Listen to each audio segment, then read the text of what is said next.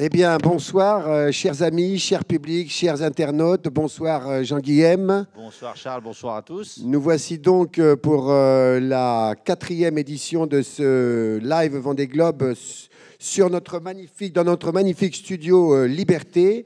Alors, comme vous le constatez, malgré ce qui avait été, disons, initialement prévu, eh bien, il n'y a toujours pas de public dans la salle. C'est-à-dire que le 15 décembre, nous n'avons pas pu ouvrir notre théâtre. Alors, on est en train de se battre, vous imaginez bien, pour un principe d'égalité avec toutes les autres... avec tous ceux qui ouvrent les magasins, tous ceux qui ouvrent les salles des ventes, tous ceux qui ouvrent un certain nombre de lieux et ceux qu'on ne peut pas faire. Donc, on se bat, on ne perd pas espoir de pouvoir ouvrir un jour, mais en attendant, eh bien, nous allons faire ce live avec beaucoup de plaisir avec Jean-Guilhem. Et on va aller rejoindre bientôt Sébastien qui a eu beaucoup d'aventures cette semaine. Malheureusement, Clément Giraud ne pourra pas nous retrouver. C'est-à-dire qu'il a des conditions météo qui ne sont pas propres à mettre en place la vidéo avec lui. Je vous rappelle que puisque nous ne pouvons toujours pas ouvrir et que parce que nous ne pouvions pas ouvrir déjà... depuis beaucoup de temps, pendant beaucoup de temps à l'année 2020, on a eu juste cette fenêtre comme ça, magique, où on vous a tous retrouvés en live, j'allais dire en présentiel, en présence. On n'a pu pas s'embrasser totalement, mais enfin être un maximum ensemble. C'était à la rentrée et puis ça s'est refermé. Et à ce moment-là, nous avions prévu et nous avions commencé Passion Bleue. D'ailleurs, les frères d'Estremo étaient là avec d'autres marins.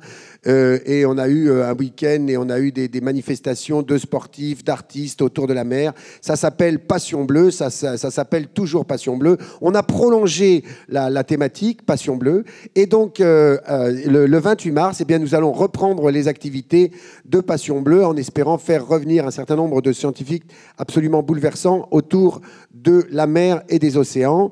Je tiens à vous dire aussi qu'on a obtenu, c'est définitif, l'accord de la mairie pour exposer ce magnifique artiste qui est Kawamata, Tadashi Kawamata, qui va exposer une œuvre monumentale dans Toulon.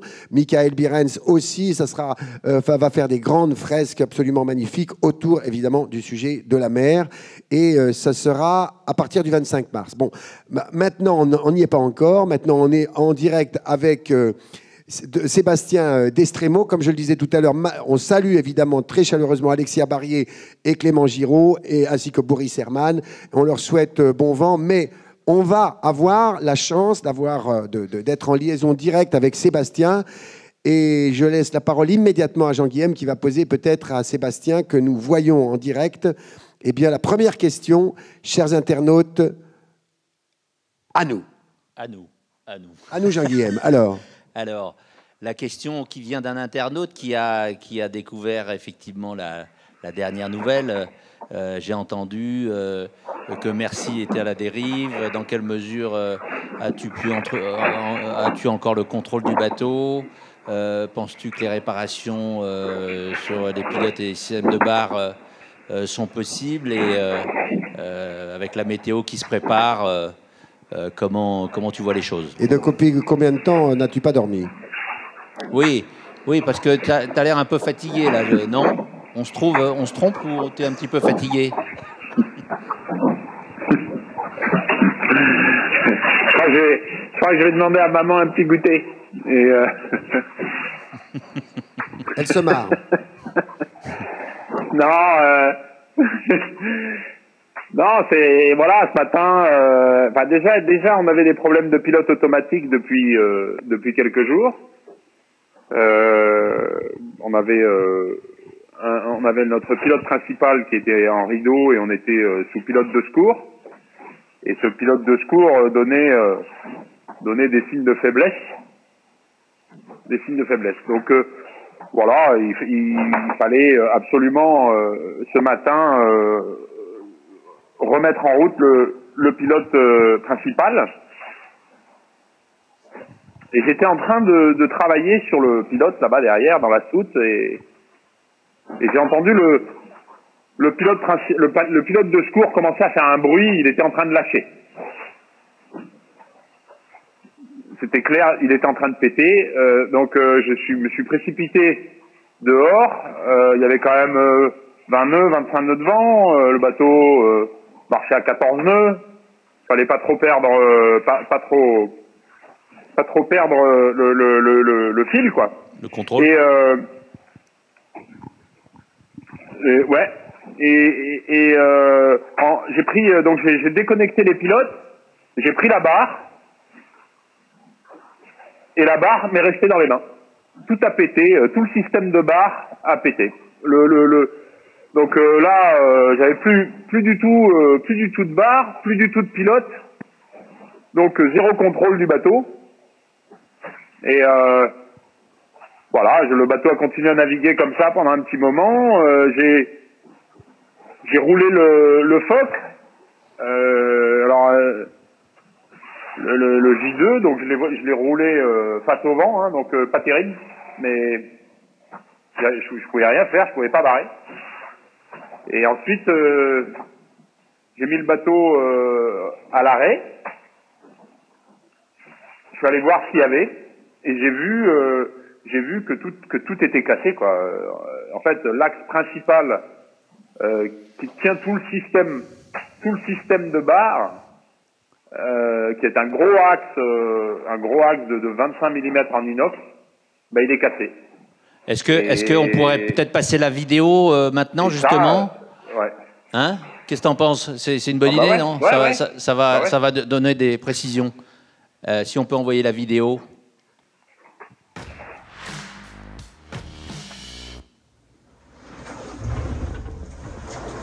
Alors, voilà le secteur de barre avec les barres de transmission de Merci.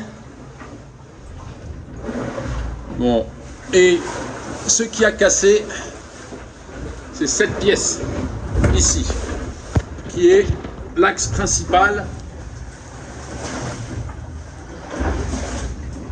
L'axe principal qui vient se loger dans cette plaque ici.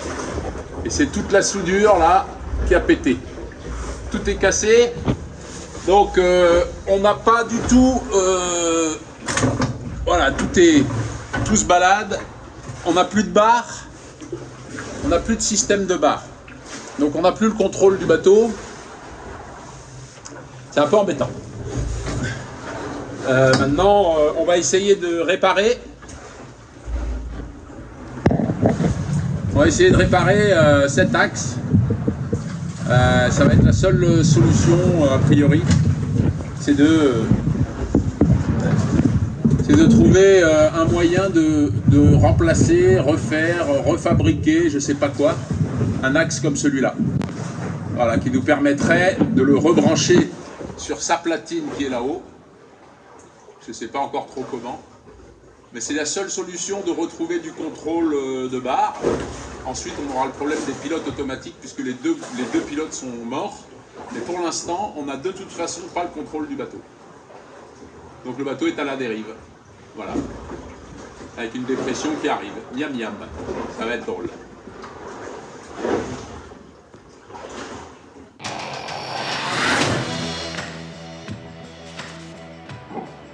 Bon, effectivement, c'est très clair, c'est très impressionnant. Oui, la situation est grave, effectivement. Et du coup, tu as tenté quelque chose déjà. Tu as commencé déjà à réparer, j'imagine, à essayer de réparer. Ouais. Donc, ouais, déjà, on en a déjà parlé entre nous tout à l'heure. Et puis, j'ai aussi téléphoné à BJ Nautique au Sable d'Olonne. Julien, qui nous avait beaucoup aidé dans la préparation et qui connaît bien ce système. Et donc, je l'ai appelé et on a envisagé de repercer l'axe. Mais bon, j'ai percé, mais ça ne donne pas satisfaction. Il y a tellement d'efforts que j'ai abandonné cette solution et après y avoir passé pas mal d'heures, mais ça ira pas, ça tiendra pas. De toute façon, c'est mort. Le système est mort. En fait, tout le système est mort, donc il faut envisager autre chose. Et là, je viens de terminer la jonction des deux safrans. Voilà, maintenant on a les deux safrans qui sont joints de manière fiable. En fait, ce que j'ai décidé, c'est de supprimer la barre. Voilà. J'aurai pas de barre. La seule chose qui m'intéresse, c'est d'avoir les deux safrans solidaires et un pilote. Et un pilote automatique. Voilà, c'est tout ce qui m'intéresse. Donc je me bagarre avec ça. Et donc pour ça, il faut d'abord solidariser les deux safrans. Donc ça, c'est fait. Et ensuite, il faut pouvoir remettre impérativement le capteur d'angle de barre, qui, autrement, le pilote automatique ne fonctionne pas. Donc ça, j'ai pris une tôle de carbone, j'ai réussi à la fixer, et ça j'ai réussi. Donc là maintenant, on a les safrans solidaires et le capteur d'angle de barre. Et tout ça, ça fonctionne. Donc c'est pas mal, c'est vachement bien. Je sais pas si ça tient, hein.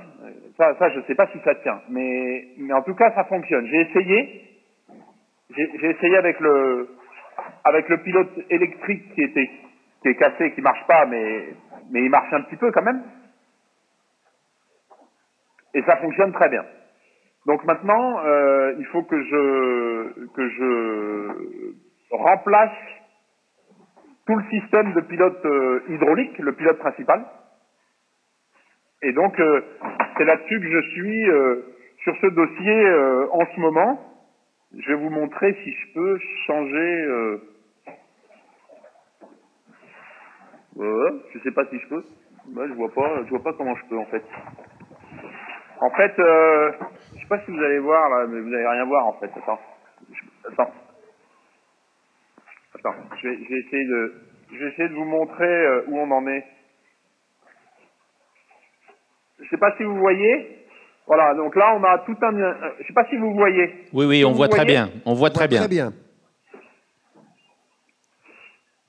Voilà, donc là vous avez tout un système hydraulique avec le moteur, le vérin qui est là, qui est neuf. Le vérin est neuf.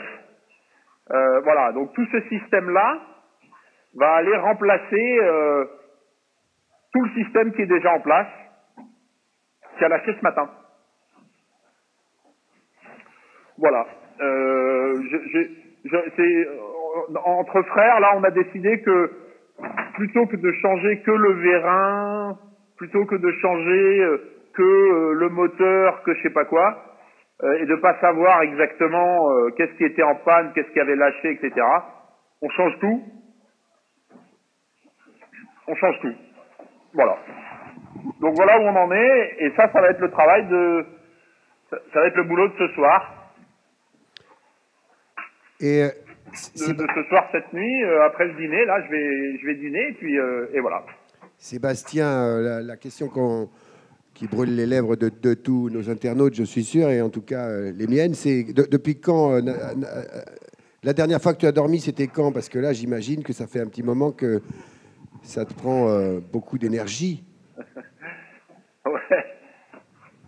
Ouais, c'est sûr que ça prend beaucoup d'énergie. Après, tu sais, ce qui compte, c'est moi, je sais que il faut que je regagne le contrôle du bateau.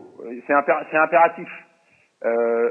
Demain, il y a une dépression ici à cet endroit, là où je suis. Je suis juste au nord des îles Crozet. Je suis par 43 Sud. Je suis pas sur un parking, tu vois, avec la bagnole en panne, quoi. Donc, il faut que je répare et il faut que je me barre de là. Il faut que je mette un système de barre quelconque et que je puisse faire du nord et me barrer avant que cette dépression me tombe dessus, ou au moins avoir le contrôle du bateau pendant que la dépression est là, tu vois, que je puisse diriger le bateau avec les vagues, voilà, que je puisse choisir d'aller à gauche, à droite, je sais pas où, quoi. Mais là, je suis à la dérive, en fait. Hein. Là, je suis à la dérive. J'ai passé la journée avec avec le bateau qui faisait n'importe quoi. Donc c'est quand même vachement dangereux. Voilà. Qu'est-ce qui peut se passer si tu te retrouves à la dérive avec cette dépression? Pratiquement, pour ceux qui ne connaissent pas ce genre de situation, c'est-à-dire que les gens s'imaginent que tu vas être ballotté, mais fait, ils ne savent pas exactement voilà, c'est les ça. problèmes que ça peut engendrer. Non, non, bien sûr. En fait, le souci qu'il peut y avoir, c'est si le bateau se met en travers des vagues, il peut se faire rouler par une vague, tout simplement, quoi. Comme au bord d'une plage, le bateau peut faire un chavirage parce qu'il n'a pas t'as pas le contrôle, donc tu peux pas tu peux pas le diriger. Donc c'est vraiment important. De toute façon, si j'ai pas de pilote automatique en ordre de marche, avec ce que j'ai fait là, avec ce que j'ai monté là, le système que j'ai monté, je peux mettre la barre de secours. C'est ça.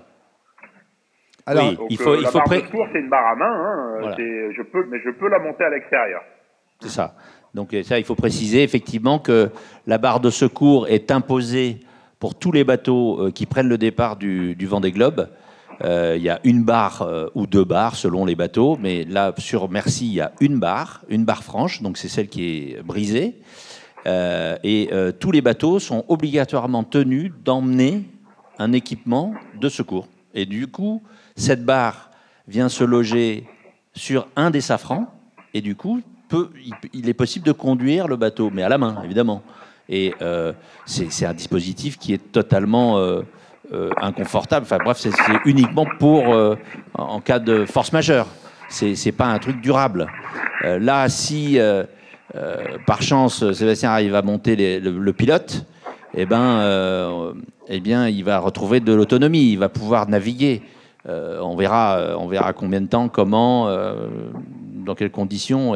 Mais ce qu'il faut absolument, c'est effectivement pouvoir diriger le bateau pour que la tempête ne soit pas que subie, mais à peu près gérée, quoi. Voilà, c'est ça qui est important.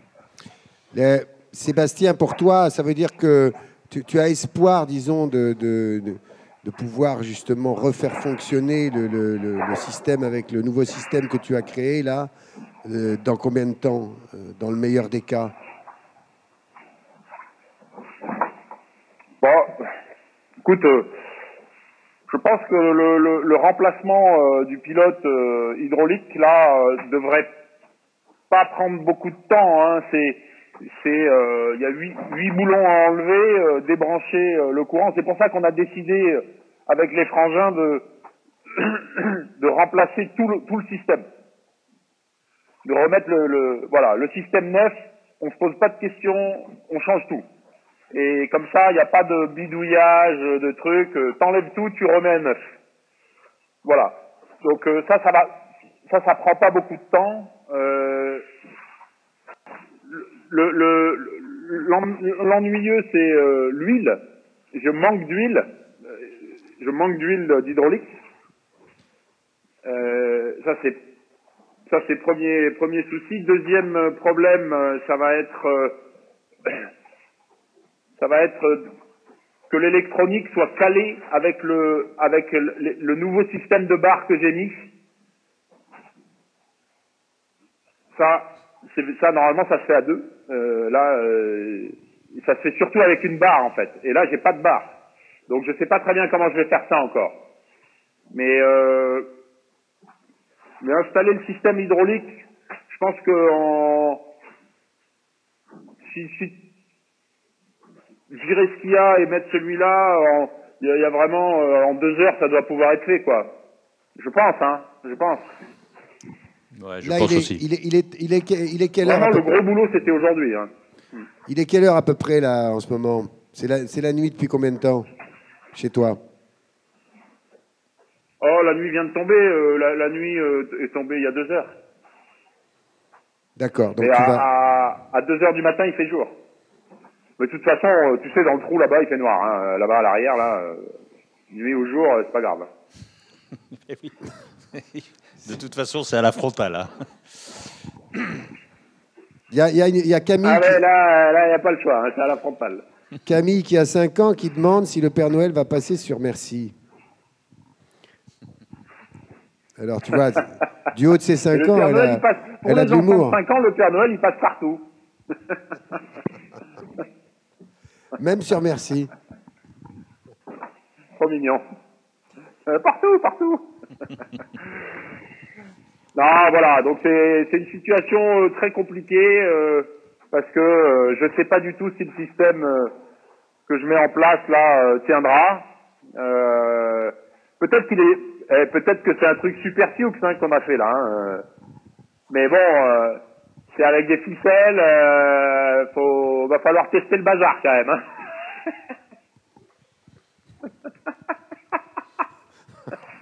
Je ferai des photos et des films, on va bien se marrer. Qu'est-ce que tu vas manger ce soir? Ah ben, bœuf carotte.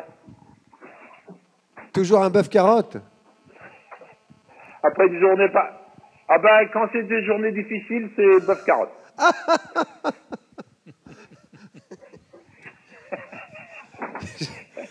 C'est ce que j'ai de meilleur à bord, donc voilà.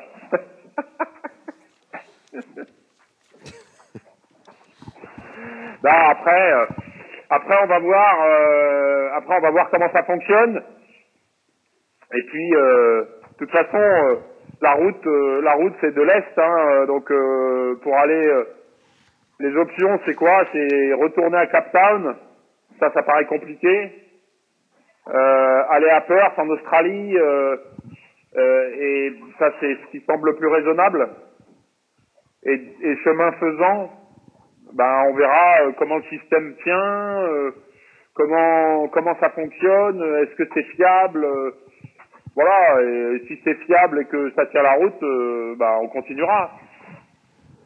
Voilà, parce que peut-être qu'il n'y a pas de bar, j'aurai pas de bar, mais peut-être que le système qu'on a mis, il va marcher du feu de Dieu. Hein. C'est vraiment très intelligent le système qu'on a. Enfin, c'est Sioux quoi, ce qu'on a mis. Donc on va voir si ça tient. Et puis de toute façon le temps, on est qu'à combien 35 jours du départ. Il reste combien de temps pour finir dans les temps? Ouais.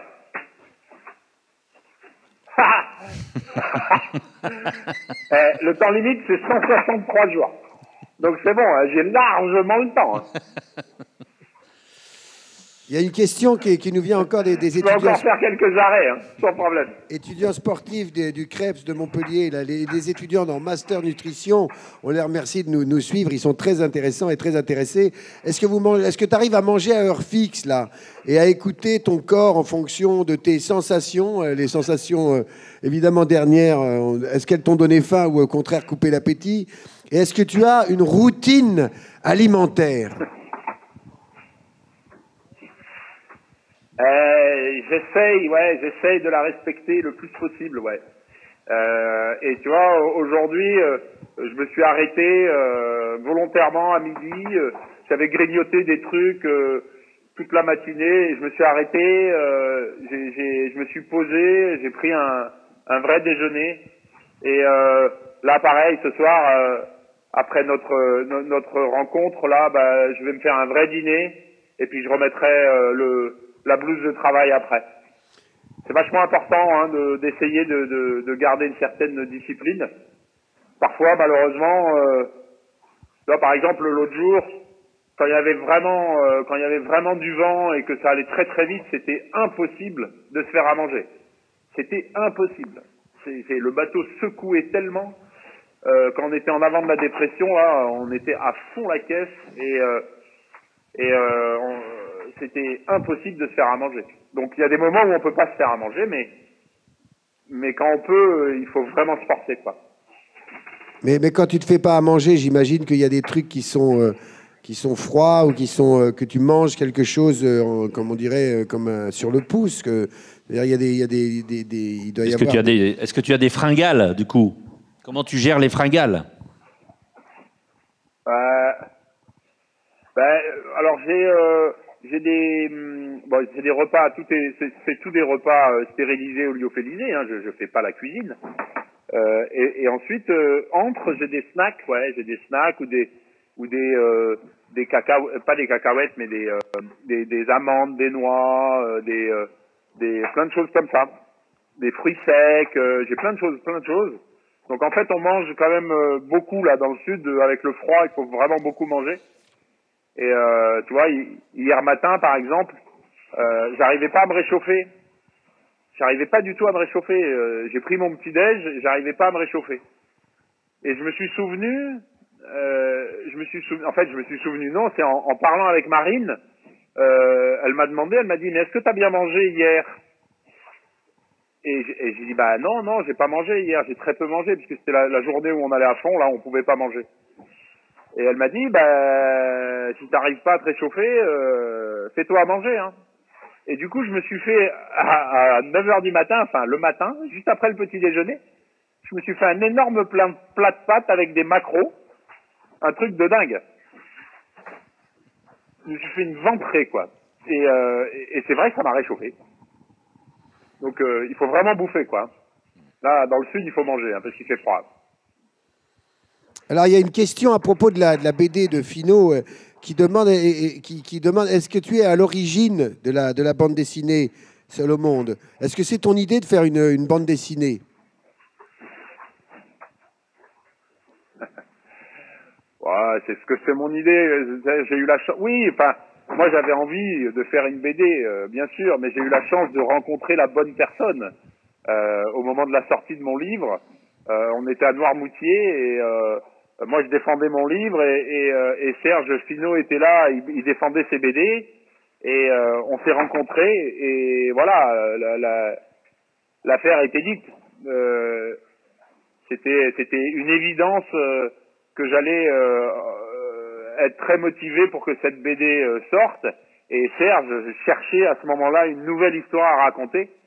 Et il a trouvé que l'histoire de Seul au monde était géniale à faire en BD. Et voilà, donc il a proposé ça à son éditeur.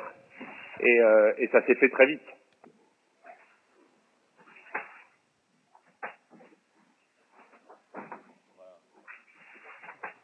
Alors, il y a une question de Benoît qui est extrêmement perfide, qui dit « Ce Vendée Globe, j'ai l'impression que c'est plus hard que le premier. »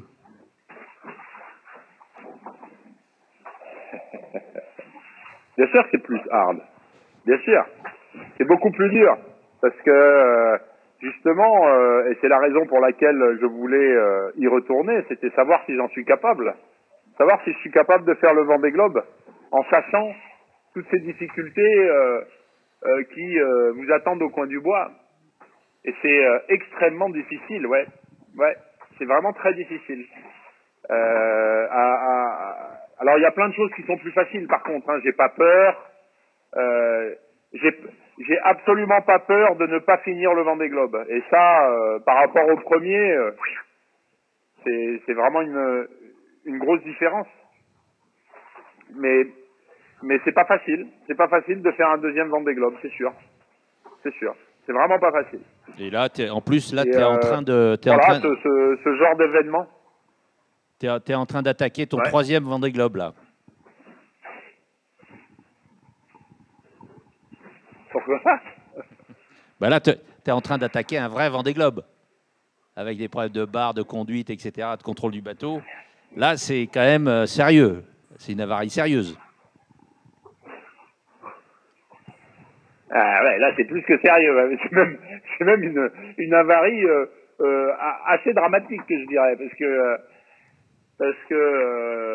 c'est ce qu'on disait tout à l'heure. Hein, avec une voiture, t'as plus de direction, t'as plus de pneus, t'as plus de frein et t'as plus de direction. Tu t'arrêtes sur le côté. Hein. Oui. En bateau, là le bateau il est à la dérive. Demain il y a une dépression, il y a 35 nœuds de vent et voilà. Donc c'est sûr que le danger il est au coin du bois, ouais. Bon ben écoute Sébastien, on va te laisser dîner. Et là évidemment on est un peu triste de te laisser avec tout ce travail devant toi. En même temps on sent que tu gardes le sourire c'est l'essentiel. Mais est-ce que tu as, pour dernière question peut-être, est-ce que tu vois les choses comment tu as bon espoir que ce nouveau système puisse fonctionner, comme tu l'as dit tout à l'heure? Tu restes optimiste, comme on dit? Oui, alors après, moi ce qui m'intéresse aujourd'hui, ce qui m'intéresse, c'est de reprendre le contrôle du bateau et de tester ce matériel. D'abord, c'est renaviguer, pouvoir ramener le bateau au port.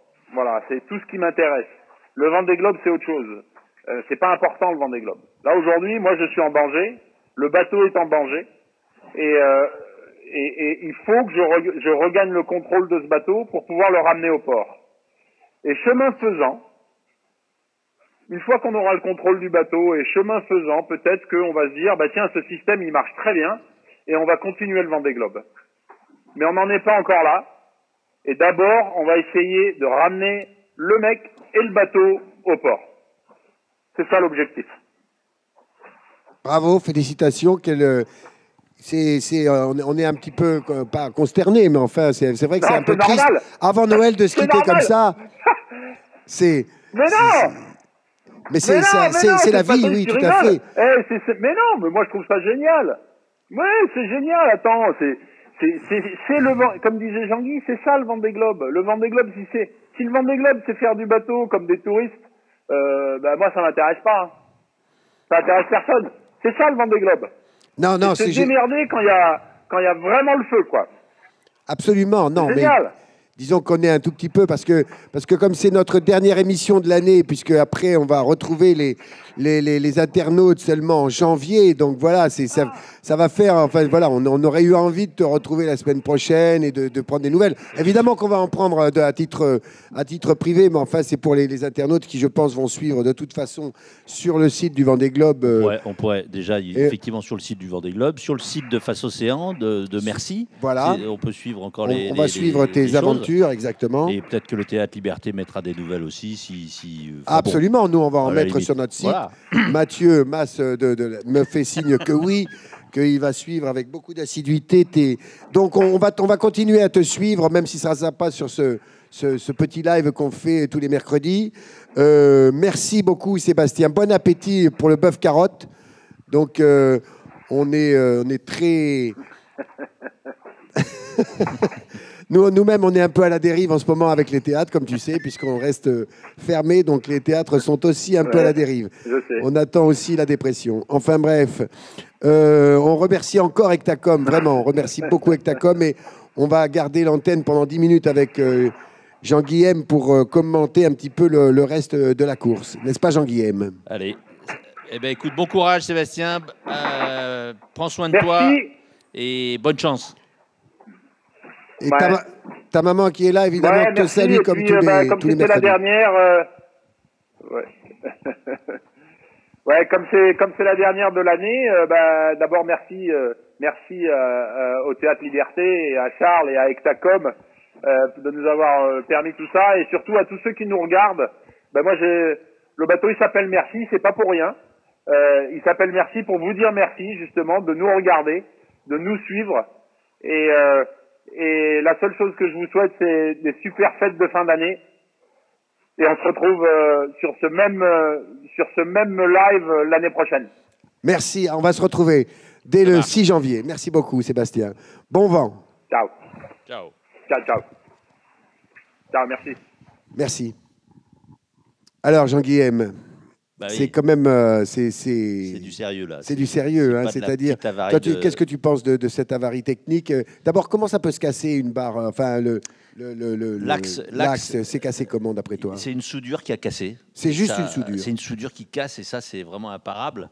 Et à bord, il n'y a pas la pièce pour remplacer cette ferrure. Donc, et il n'a évidemment pas le matériel pour souder à bord. Donc c'est vraiment...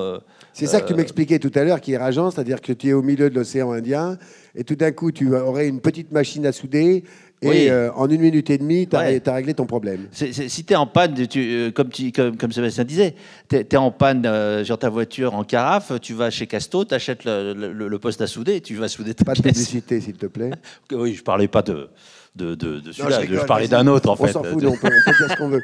Mais, Alors non, mais c'est vrai que c'est compliqué de réparer.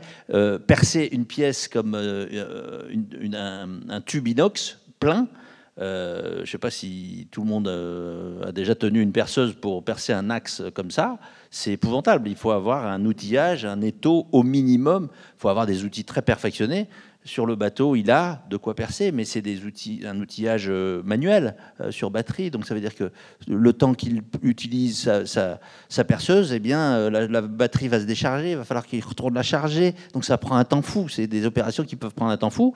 Et avec la précision approximative, quoi. C'est vraiment non, c'est vraiment une vraie avarie.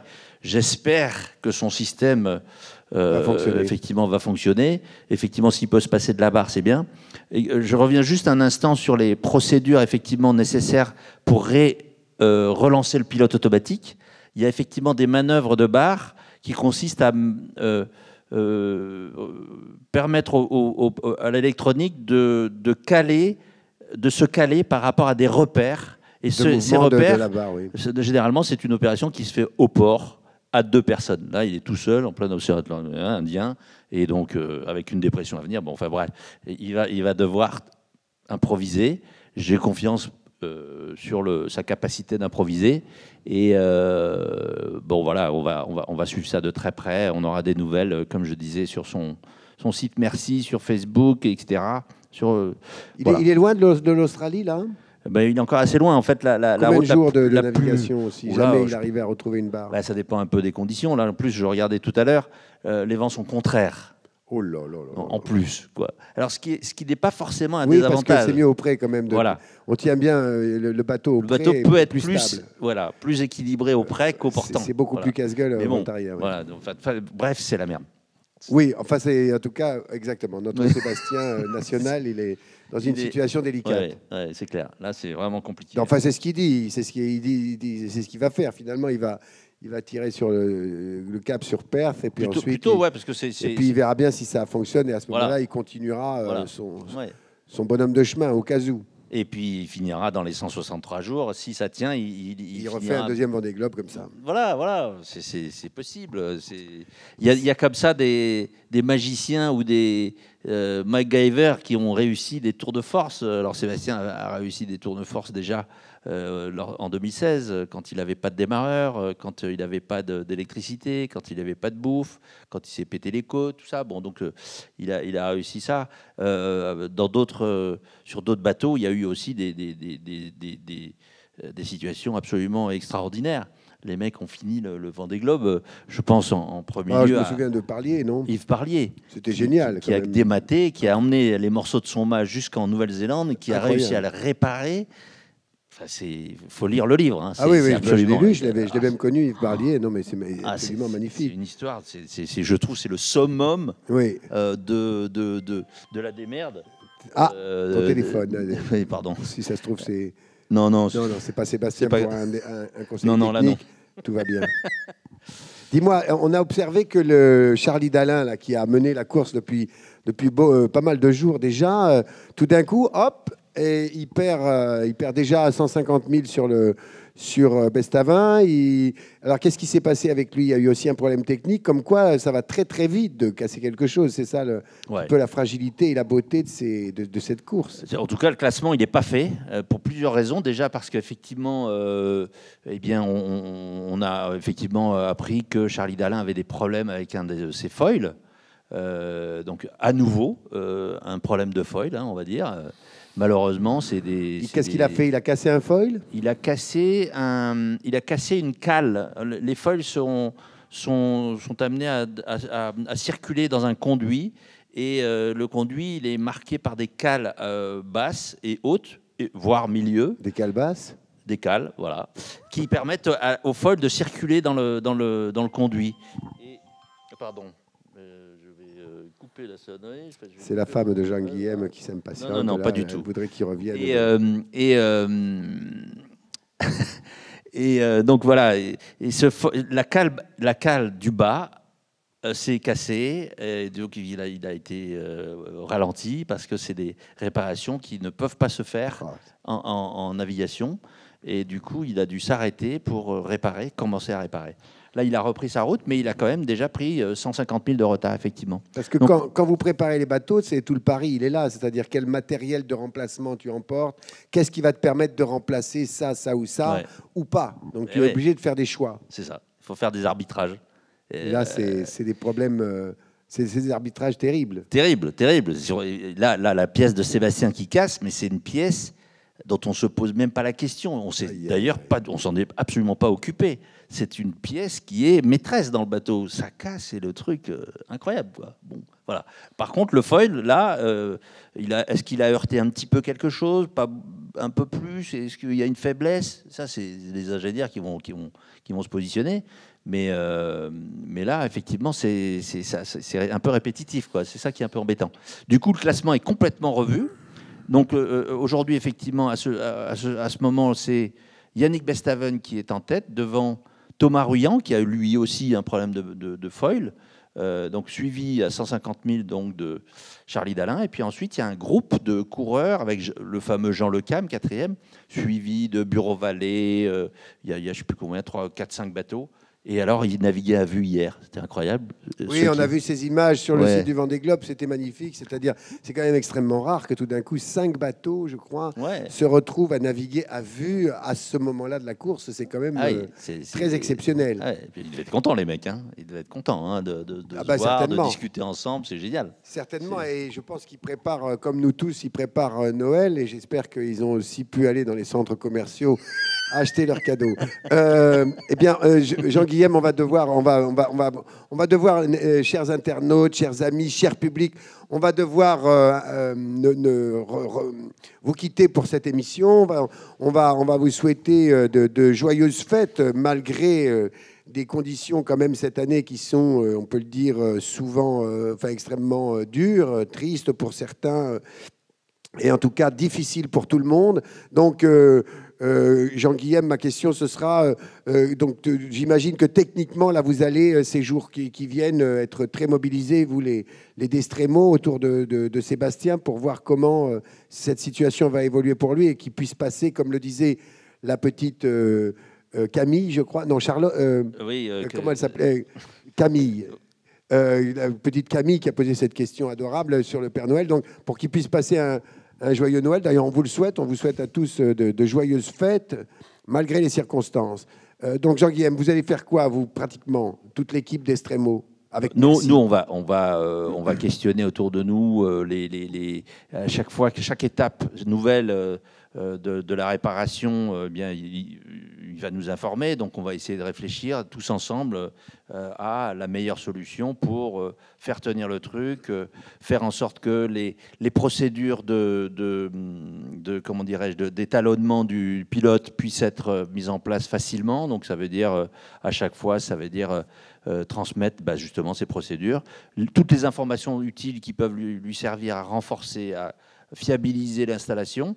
Et puis aussi, ça va être préparer aussi l'hypothèse d'une entrée au port. Et ça veut dire préparer les personnes qui peuvent recevoir Sébastien le moment venu. Si jamais il doit aller au port, est-ce que tu vas prendre l'avion ? Alors moi, je suis très contre prendre l'avion à titre personnel. Donc mais tu vas faire comment ? Tu vas prendre toi-même un IMOCA et essayer de Ah bah oui, là, l'idéal, ce serait ça. Mais non, on va trouver des personnes sur place pour accueillir Sébastien, bien sûr. Bon, alors je tiens évidemment à remercier encore une fois tous les internautes pour ces questions, à vous remercier pour toutes ces belles émissions, ces beaux lives. Merci Jean-Guillaume pour tous ces beaux lives qu'on a pu vivre ici aux Libertés. Les jeunes du Centre social de Toulon, merci. Les étudiants sportifs de Montpellier, merci. Et les 5e aussi du collège Marcel Pagnol, tout près d'ici, on les remercie aussi. Évidemment, n'oublions pas que grâce à Hectacom, à Erwan Renan, à Olivier Caillet, on va voir ces magnifiques images, parce que c'est quand même très impressionnant d'avoir des marins comme ça sur ces petits bateaux, parce que c'est pas si grand comme bateau, au milieu de l'océan, et qu'on arrive à les toucher presque avec l'image. Hervé Borde du Vendée Globe, merci encore à vous. Évidemment, toute l'équipe. Merci aussi aux filles de 6 et devant qui suivent le Vendée Globe avec leur classe de l'école Saint-François. Mais oui, et puis à toutes les Toulonnaises, à tous les Toulonnais, à tous ceux de la région, les cadeaux de Noël, évidemment, vont. Alors l'équipe l'équipe Michael qui est derrière nous, qui a vraiment assuré la technique, Ouais. grâce à nos équipes techniques. Karim aussi est là, je le vois, avec toute l'équipe, avec Claire, qui nous permet de nous exprimer à travers ces micros. Merci beaucoup.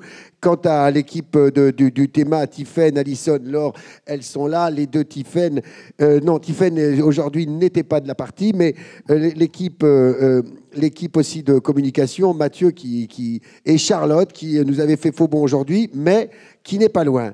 L'équipe des relations avec le public, bien sûr, les RP, comme on dit dans notre jargon théâtral, Françoise, Sophie, Cécile et Maude. Merci à tous. Offrez des places de spectacle, achetez des bons bouquins pour faire vos cadeaux de Noël. N'hésitez pas à soutenir la scène nationale, à soutenir tout le spectacle vivant qui en a grand besoin en ce moment. Vous pouvez offrir des places de spectacle. On finira bien par rouvrir un jour et à retrouver les chemins de la liberté à la scène nationale. Château-Vallon-Liberté. Merci beaucoup, Jean-Guilhem. Bien joué. À bientôt. À bientôt. Bonne année, joyeuse fête. Très bonne fête. Ouais.